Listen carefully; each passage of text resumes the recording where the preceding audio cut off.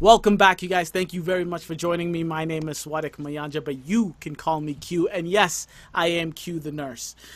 We are on another episode of the Everyday Hero Show, where I bring to you someone in your life or someone in my life that brings us joy, but does not get the credit that they deserve. Today, I am lucky enough, I am truly lucky enough to have on the show Lance. Welcome, welcome, welcome. Thank you very much for coming on. Hey, Q. So Lance, let's just jump right on in this because you are a little bit of everything, right? So first of all, I'm in healthcare, right? So you're a doctor, so I think that's absolutely amazing. But on top of that, Yep. right, we are not just our careers. On top of the fact that you are a doctor, you are also, I don't know, do you compete in weightlifting? Is that a hobby you do? I also heard that you were a commentator for boxing, or you do so many things. Can you just tell us a little bit of what are you in? What do you have your feet in, and how did you get there? Okay, so I guess I'm English. I went to medical school in Scotland. Mm-hmm. I did my first couple of years of post-grad training, I wanted to do sports medicine, so I graduated back in '98. And I wanted to do sports medicine. Back then, there weren't too many roads in the UK into sports medicine. I got involved with doing trackside doctoring for motorsports first because of a senior colleague who worked in one of the emergency departments I worked in. So I did a bit of trackside stuff back in Scotland. And just because there wasn't a clear path to sports medicine, I sort of went more critical care towards emergency. Oh, there you go. And during some of my training there in Scotland, I got sort of talked into maybe considering going to Australia and doing emergency medicine in Australia, because the Australian system's a bit different to the British system. You kind of get a bit more involved in that initial assessment and stabilisation, but you've often got patients there for a lot longer in the emergency department. So it transfers when you go back to the UK. That skill set transfers back really well. So came over to Australia in 2003, started working at a big teaching hospital, busy trauma centre in Liverpool. I did my ICU, I did my paediatrics, I did a little bit of anaesthetics as well. And during that time, sort of all sorts of issues with the qualifications from the UK not transferring to the Australian system, the need for more exams. And I've always been a bit more just patient focused, doing endless exams and doing the academic thing never really was my thing. Okay. So I decided to transfer a little further southwest of Sydney to a big hospital, very busy hospital called Campbelltown. And so I sort of sidestepped out of the academic system and worked in emergency there for 8 years. And during that time, various contacts, I got into ringside medicine. So I don't commentate on fights. I'm sorry. I'm the ringside physician. Oh, my. And I initially started off with some amateur stuff, but I've covered world title fights. I now cover MMA, kickboxing, Muay Thai, any combat sport. If the promoter, and it's really by word of mouth, if the promoter wants me to cover their show, they give me a call, and if I can do it, I do it. We've been out here a couple of years, and ironically, coming from Scotland, I trained in the gym. I started training in the gym when I was about 15.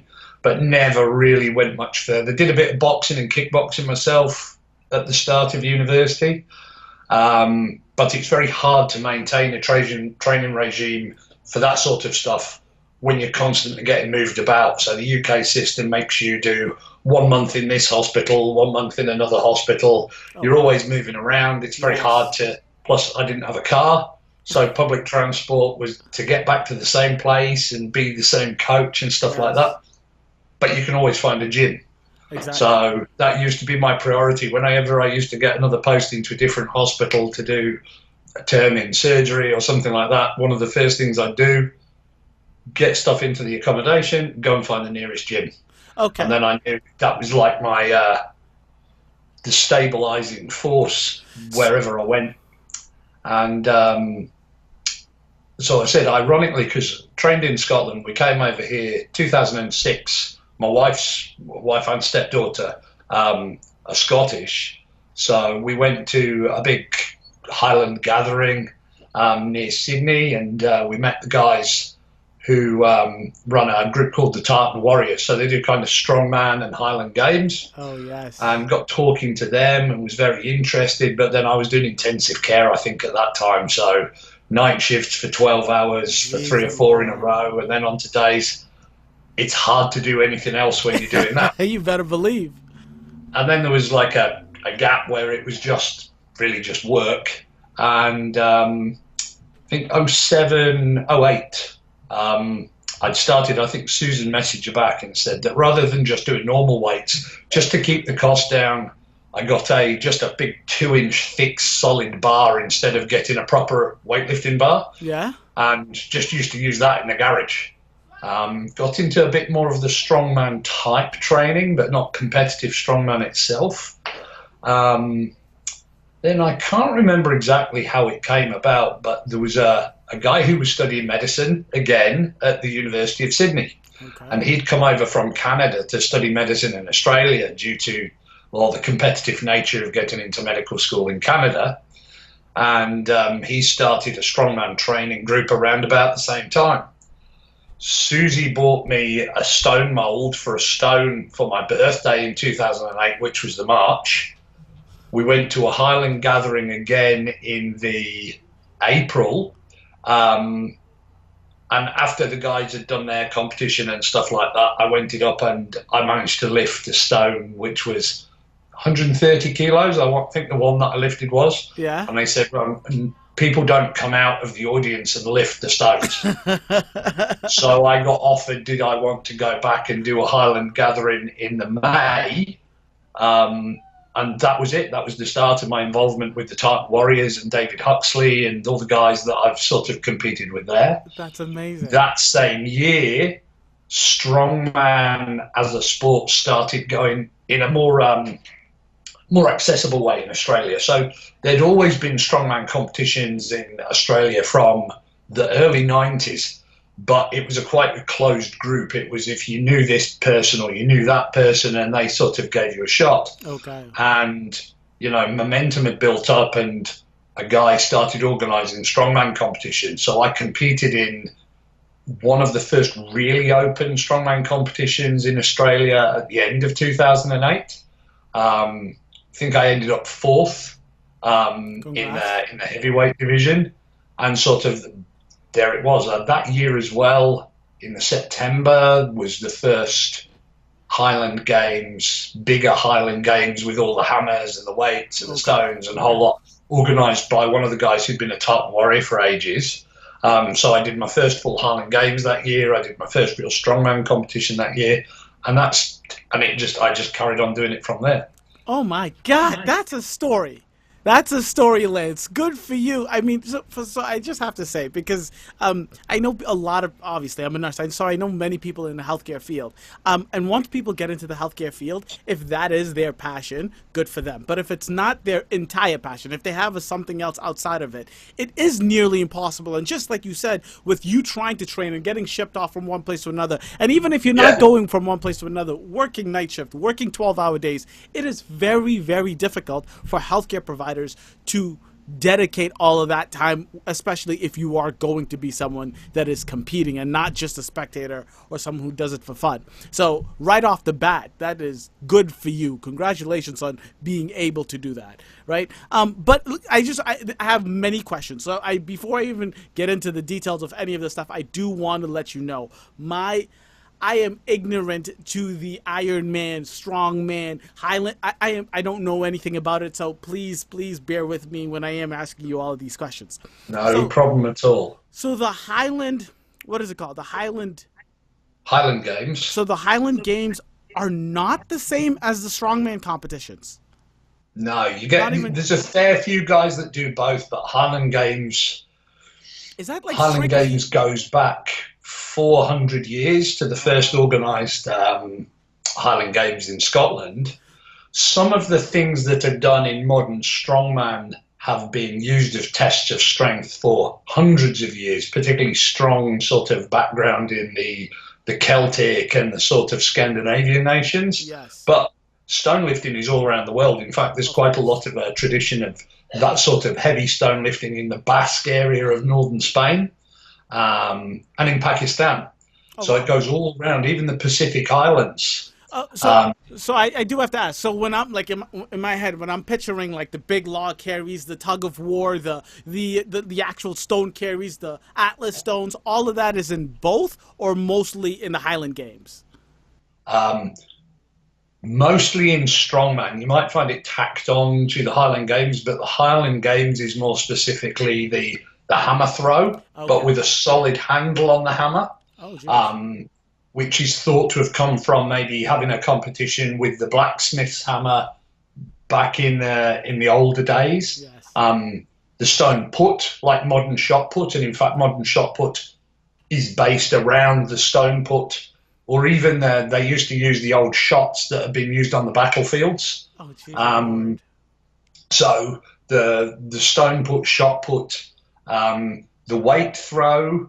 So a 28-pound and a 56-pound weight thrown for distance held in one hand, and the caber, obviously. Okay. So that's basically the log, heavier at one end, slightly tapered at the other, picked up and either turned for accuracy. Yeah. Or in fact, there used to be quite a strong tradition. In fact, the first competitions in Australia were actually done for how far you could throw it. Yeah, that's what I'm picturing. So there's actually 2 caber competitions.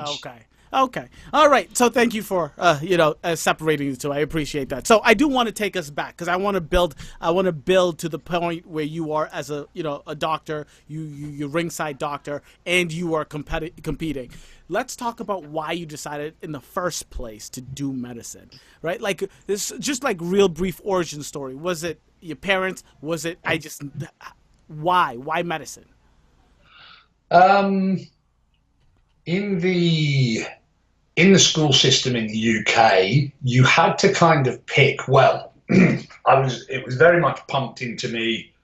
Have a job that's going to be secure for life. That's useful. Yes. That's practical. That's of some use. Rather than you have a qualification and you do a thing, but if you were plucked out of that, your hole is filled, like the hand out the bucket of water. Exactly. Not so much to be indispensable, but, and having a bit of a social conscience as well, I guess. But I was a good academic when I was at high school. It tapered off a little bit after that, but so it was deciding on, okay, what fulfills those. I was starting to get a real interest in health and fitness then. Okay. And it sort of made sense, but it was quite a logical decision at that stage to go, right, it's going to be medicine because that's academic, it's sort of sciencey, or possibly engineering with a background, with a fallback as I progressed through and I got the right sort of GCSEs or O-levels as they're called in the UK at school, and then progressed on and then got a bit more interested in the sort of human side. And I bucked the system because it was very much for the exams you had to do pre-university. For going into medical school, it would be the sciences, pretty much the sciences, and I'm talking your chemistry, biology, physics. Anatomy? And very little variation from that. But when I decided to drop the biology, because the curriculum for biology was very much like plant-based and fruit flies and all that sort of stuff, because my sixth form college, so where I was sort of 16, 17 to 18 pre to university, offered a psychology qualification. And it seemed to me far more logical to study psychology than to study biology. Yes. Though I later regretted that in the first year of medical school when I had no idea what a Krebs cycle was. And that was kind of important. Yes. But it now has no relevance to me what the Krebs cycle is. So, because you don't care about it made a difference for that year. After that, but I've found that having that background in psychology has made a massive difference, and probably not so much doing the qualification, but the mindset to think that that was an important thing to do. Yes. That's, a bit of a chicken and egg thing, I guess. Oh, okay. And so it sounds good, because it also, for me, fitness was a huge reason I wanted to get into health, and it sounds like a little bit of that for you as well. So I know, and I actually, in high school, I did track and field, I did shot put, state champion. I don't want to brag, but I'll brag. But yeah, because you were an athlete. I was an athlete. So did you play sports? Were you always doing heavy lifting, weightlifting in high school? Did you do track, soccer, football, anything? Did you play any sports, or were you, it's just academics and you liked fitness, you liked going to the gym? Yeah, look, I guess I was pretty skinny at school. I'm pretty tall, so I'm about 6'2", 6'3", and the heaviest I was before I went to university was about 85 kilos. So what's that? 185, maybe 190 pounds. The only sport I played competitively at school, I mean, that was in the days, not to say, oh, the good old days, hark back, false nostalgia, but, we played rugby, we played football, soccer, we did a bit of athletics, but the only team that I was on that I did outside of school was cricket. Oh, wow, okay. But as I got towards the end of high school, and for the UK, high school finishes at 16. Yes. And then I went to a separate sort of institution to do another 2 years of where we did what we call our A-levels. Okay. I started getting into the martial arts and kickboxing. So I did kickboxing with a couple of friends of mine from there. And that sort of persisted through high school, through the sort of sixth form time. And then I sort of dug out the weights that my dad had at home. And I think he was fiddling around with them, but he wasn't really particularly, he didn't push us into it. My brother sort of dabbled a little bit. My brother's a year younger than me. But I started getting quite into doing the weights and would train 3 or 4 times a week, using initially, I think it was a program out of a book of my dad's that was written in 1957 or something like that.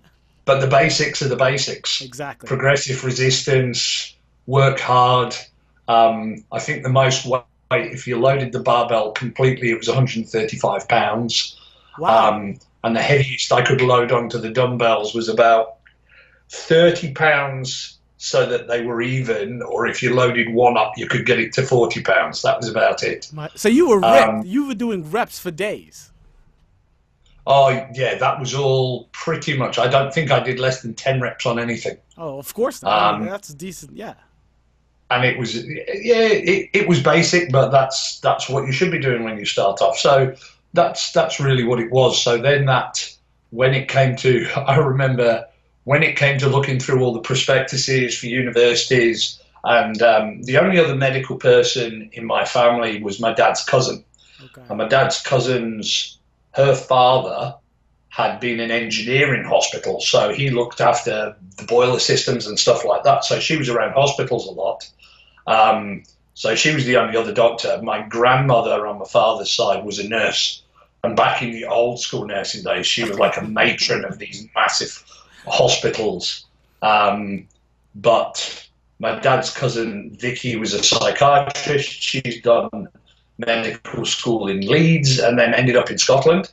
And she was the one that encouraged, if you're going to go and do medical school, go to a Scottish medical school, they're better. Wonderful. All right. So now I know the fitness background and now I know the medical background. Coming together, let's talk about when it came together. So did you start competing, or did you get really into the Highland Games and the strongman competition and all of that stuff before you got into the combat, being a physician for the combat sports, or was it the other way around? Did it happen at the same time? Because I'm a little confused at the timeline between you being a ringside physician and you being a competitor, or is it all happening, simultaneously? I think it happened just coincidentally around about the same time. I think I saw a guy doing his pre-fight medical a couple of weeks ago. And he said, man, are you still doing this? You did my first fight in 2007. And then I was like, I figured it had been about 10 years I'd been doing it. And 2007 happened to be around about the time where I went from just training in the gym to training more for sort of strongman type stuff. But the first competitions were in '08, where I competed. And it was a guy I knew who's an ex-military medic, and he was doing sort of first responder stuff. And he got approached because of word of mouth by the boxing club just down the coast in Lake Illawarra to be able to cover their boxing fight. But it's a legal requirement here to have a physician ringside for boxing, kickboxing stuff. Oddly enough, full contact karate, taekwondo, you don't have to have a doctor. You can have a doctor, but it's not a legal requirement. It's one of those funny things where the law and common sense don't really really match up. But because he was doing nursing shifts in the emergency department where I was at the time, he just said, look, are you interested? It's going to be 2 days. I'll sort of come along with my gear, but they need a doctor. So that was literally the first one, sort of mid-2007. It was 2 days. It was something like the New South Wales titles or PCYC titles. So PCYC is the Police and Citizens Youth Club. They do a lot of this sort of amateur boxing stuff. And and then it went from there, because I think at that sort of job, I had other people, other promoters, other sort of club coaches come up and say, are you doing this now? Can you do mine in a month? And it grew from there. Good for you. So let's talk a little bit about that, because I think thank you guys so much for listening this far along into the interview. But I have to say that this is one of the longest and most interesting interviews I have ever done on the Everyday Hero show. Just full stop, period, right there alone. The reason that it's just the picture is because the video quality when I did do the Skype call was just horrendous, and I did not want to put you guys through flickering, lagging, shitty video. So I made the executive decision of making this a full-on podcast official Everyday Hero show. So please go check the whole podcast out at Q the Nurse Podcast. The links will be down below. You can find it anywhere you listen to podcasts. We go through so much more. We talk about amateur physician, being a ringside physician on amateur fights versus pro fights. We talk about steroid use, testing, and what's his thought process on professional athletes as a sport, as a career. Is it healthy? I mean, you know that Lance is a doctor. We talk about his entire family. Ladies and gentlemen, just understand the only reason I'm talking to Lance Holland-Keen is because his daughter lifted the Dinnie Stones, being the first woman in the history of the world to lift the Dinnie Stones. So much more in this. I mean, CrossFit. We go through everything in this podcast. It's an absolute must listen. Thank you for listening this much, but link below. Go listen to the full podcast. He's an actual hero. He's a superstar. Thank you. And I'll catch you next week for next week's Everyday Hero. Deuces.